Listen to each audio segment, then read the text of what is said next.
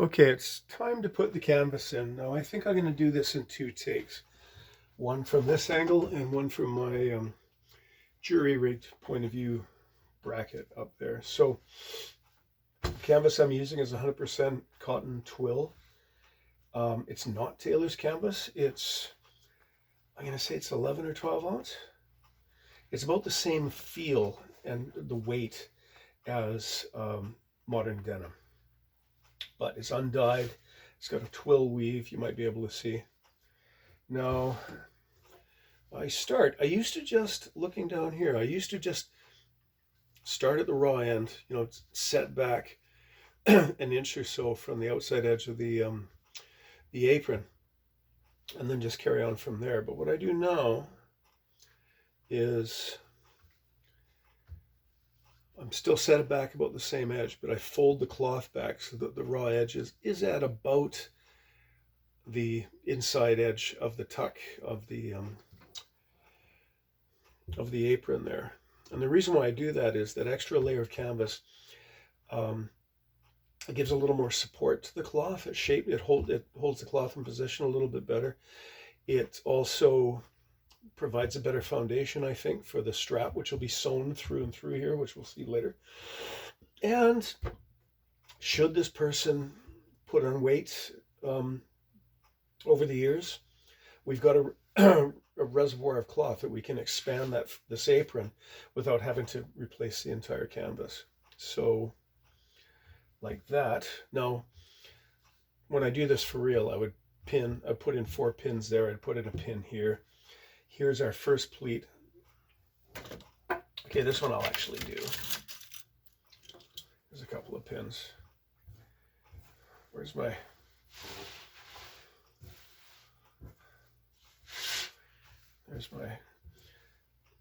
quilting mat, so I'm not jabbing my pin into the table.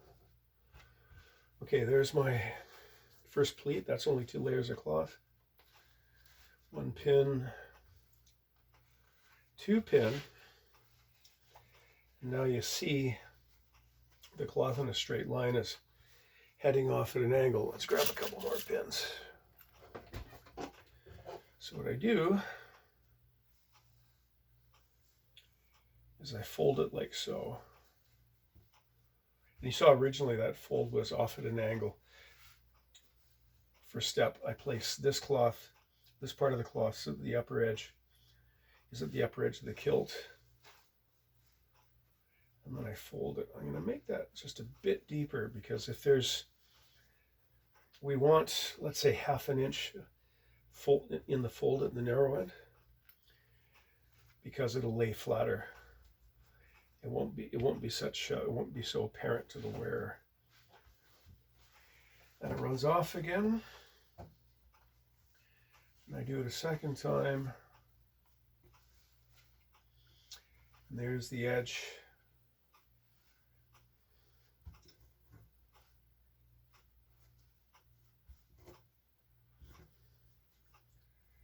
Of the apron. I'm fiddling around with this a little bit. There it is. There's the edge where we're folding it over, remember, so that there's an overlap here. And I'm just going to mark that. Just show where my fold is.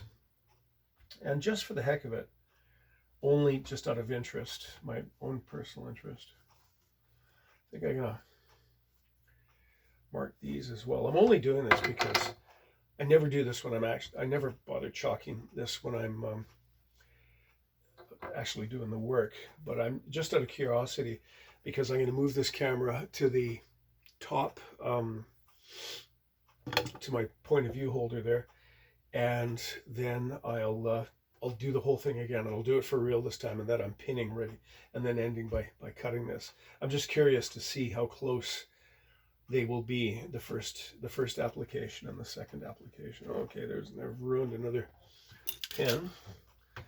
Okay, out come the pins.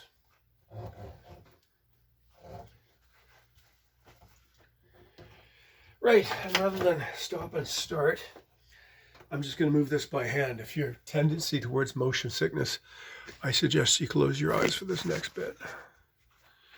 Hump-de-dump-de-dump. Sliding it in, and I got it the right way this time. Yeah, it's not, I don't know why this thing is tight. It wasn't tight before. Anyhow, there we go. That looks about right. Okay, here we are again. Laying out my canvas. And I usually do it from the end of the apron moving right to left. You could easily do it the other way. I can't explain why I would do that, or why I do it that way. I'm not really sure if it matters. Okay, and the canvas is on a straight line matching the top of the apron. There's my first seam and my second seam. Put a pin through and a pin through, and it's heading off. Okay, confirmation bias, because I'm looking at my chalk line and going, oh, that's where I bend it. Let's do that again. Straight out like that. Bring this to here. Fold it over. Okay, it's pretty near what I did the first time.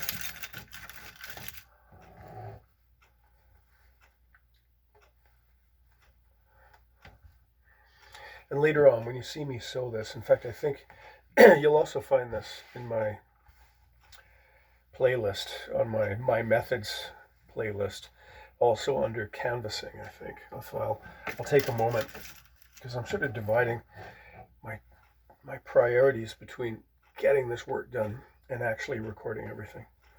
Okay, there we are again. This one's a bit different than where I placed it the first time. Okay, and there is the edge. And again, just as the other end, I used to just end this with the raw edge, but now I turn it back for a few inches. Like that. You can hear how sharp these things are.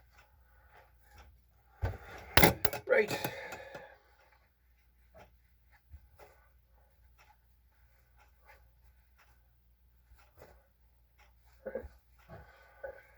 Is that good? Yeah.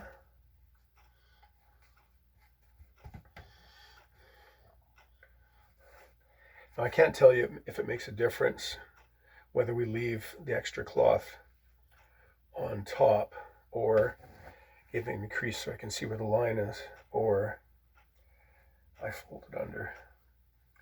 I think I'm going to fold it under, just so that when I'm sewing this later, I'm absolutely sure I'm getting my needle and thread through this layer. Look at that. Executive decision.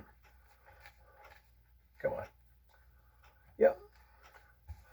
That feels about right. I have canvas. I can feel the canvas is all the way to this folded edge. It's not back a bit. And I pin. And I pin. Still feels good. And I pin. Now I'm going back. Actually, I'll do the center section first. Now I lay out my guidelines, literally the lines that are guiding my stitching on the cloth. Now, remember my gauges are all 2.5 inches, which means I don't have to go up and grab my tape measure. I can just do this, making sure to follow the radius. So this canvas is 5 inches wide. These are 2.5 inches, so therefore it's smack in the middle. Let's just carry that by eye there. Now I'll divide this again. I mean, I could measure it, but I can do it by eye.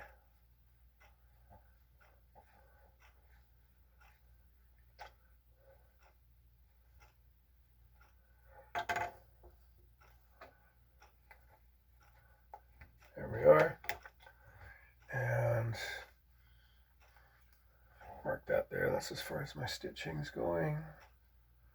I'm leaning forward a bit. I'm hoping I'm not blocking your view, but I want to avoid parallax. I'm going to be looking at it properly.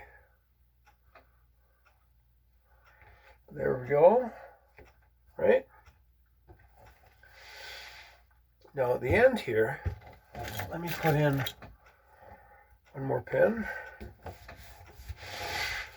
At the end here, I'm going to be cutting, I'm going to be relieving the corner, and I'm going to be cutting back about 3/4 of an inch, so that later on when I'm putting my lining in, I'm only sewing through one layer of canvas rather than two.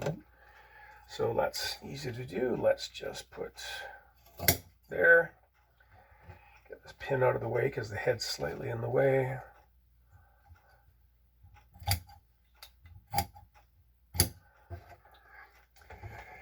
Shears away.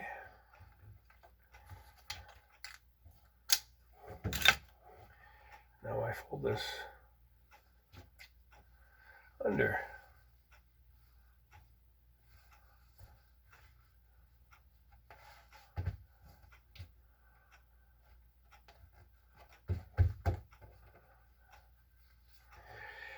Good.